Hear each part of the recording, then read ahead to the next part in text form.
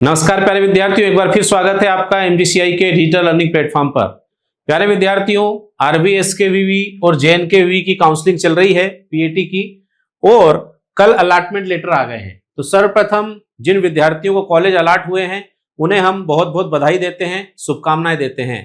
साथ ही जैसे ही अलॉटमेंट आया तब से ही छात्रों के ये प्रश्न आ रहे हैं कि सर अपग्रेड कैसे करना है, या हमारे को सीट लॉक करना है तो कैसे करना है। तो मैं आपको ये पूरी जानकारी देने वाला हूं। वीडियो के साथ अंत तक जुड़े रहें, अपने साथियों तक भी वीडियो पहुंचाएं ताकि कोई भूल गलती ना हो।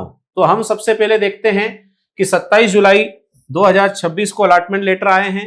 अब हमारे को क्या करना है, तो 28 जुलाई से 30 जुलाई आज से स्टार्ट हो रहा है। काउंसलिंग शुल्क जो है ये आपको 5,000 रुपए का देना होगा। उसी के बाद आपकी सीट लॉक होगी और उसी के बाद अपग्रेड होगा। ये कैसे करना है आगे हम बात करेंगे, लेकिन आप सोच रहे हैं कि अगर हम 5,000 रुपए का शुल्क नहीं देंगे और सेकंड राउंड का इंतजार करेंगे तो आप बाहर हो जाएंगे, ध्यान रखना। फिर 28 जुलाई से 31 जुलाई के बीच आपको बचा हुआ जो शुल्क है इसको लेकर जाना है, कॉलेज में जाकर एडमिशन लेना है जो आपको अलॉट हुआ है।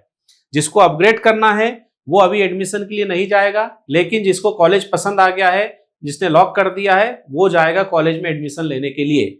आगे बढ़ते हैं। तो सबसे पहले अलॉटमेंट कैसे मिलेगा, तो आवंटन पत्र और आंशिक भुगतान की यहाँ पर बात चल रही है।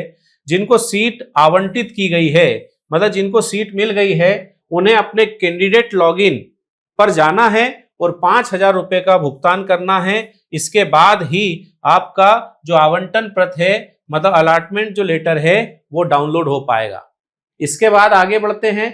तो सीट अपग्रेड की बात चल रही है। अपग्रेड में क्या करना है, तो आवंटित विद्यार्थियों को अगले चरण में जाने के लिए अपग्रेडेशन का आवेदन करना होगा। अपग्रेडेशन का आवेदन करने का विकल्प रहेगा। यह कैंडिडेट लॉगिन में घोषित काउंसलिंग कार्यक्रम के अनुसार उपलब्ध होगा। अपग्रेडेशन का विकल्प तभी चालू होगा जब अभ्यर्थी जो है आंशिक शुल्क 5,000 रुपए का भुगतान कर देगा। मतलब अपने कैंडिडेट लॉगिन में जाना है, वहां से आपको अलॉटमेंट लेटर देखना है, शुल्क जो है 5,000 भुगतान करना है और उसके बाद अपग्रेड का ऑप्शन आपको मिलेगा। अपग्रेडेशन हेतु अनिवार्य चयन। ऐसे आवंटित अभ्यर्थी जो काउंसलिंग के आगामी चरणों में भाग लेना चाहते हैं, उन्हें अपने कैंडिडेट लॉगिन से अपग्रेडेशन का विकल्प का चयन करना होगा। अगर ऐसा नहीं करते हैं अथवा अपग्रेडेशन में नो का विकल्प चुनते हैं तो उन्हें आगामी चरणों में अपग्रेडेशन का ऑप्शन नहीं मिलेगा। ध्यान रखना, अगर यहाँ आपने नहीं कर दिया है और आप सोच रहे हैं कि अगले राउंड में अपग्रेड करेंगे, तो ऐसा होने वाला नहीं है। अगर आपने यहाँ नहीं कर दिया या आप कॉलेज में एडमिशन लेना चाहते हैं तो उसके लिए आपको आगे बढ़ा दिया जाएगा।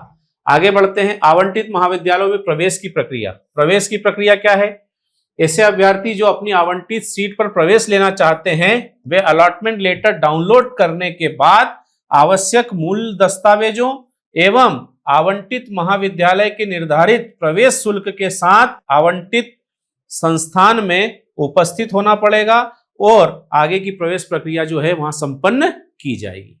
आगे बढ़ते हैं।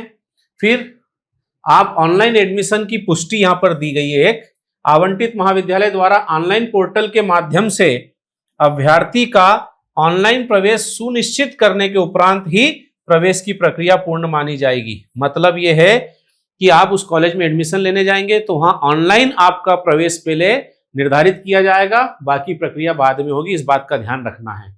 आगे चलते हैं। चॉइस एडिटिंग और पूर्व विकल्पों को मान्य करना। अब एक नया ऑप्शन हमारे सामने है कि आगामी चरणों की काउंसलिंग में अभ्यर्थियों द्वारा पूर्व में लॉक की गई चॉइस को आवंटन हेतु मान्य किया जाएगा। पहले जो आपने चॉइस फिल की है वो लॉक की जाएगी। अभ्यर्थियों को अपनी पूर्व में लॉक की गई चॉइस को उस चरण की काउंसलिंग कार्यक्रम के अनुसार संशोधित करने की सुविधा कैंडिडेट लॉगिन पर उपलब्ध रहेगी। नवीन अभ्यर्थी को अपनी पसंद के कॉलेज फ्री पेमेंट की प्राथमिकता का चयन कर उन्हें लॉक करना अनिवार्य होगा।